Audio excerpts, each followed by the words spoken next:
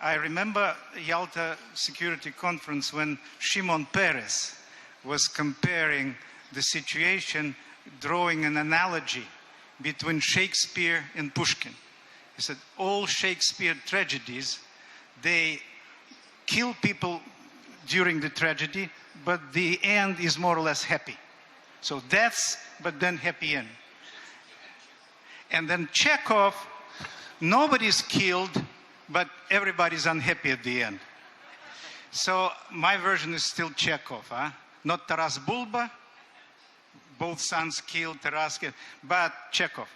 We are unhappy at the end, but nobody's killed. But this is, of course, a joke. What I want to say about energy. Of course, this is a saga of Shakespearean caliber. King Lear just is a joke compared to what happened in our bilateral relations on gas, for example. Mrs. Tymoshenko, who was here, she signed a contract which was questioned by everybody in Ukraine. With Mr. Putin, we didn't know the details. It ended up in jailing Mrs. Tymoshenko.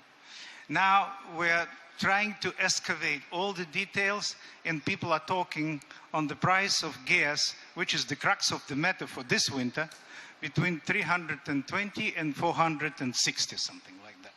So now when you start asking the experts and political leaders of the countries what's behind all these prices, everybody has its own truth. 320 was for the country if the country is our ally. Then it goes back to 360, and if you another 100 we add because it was a special discount for the Sebastopol base, which is ours anyway.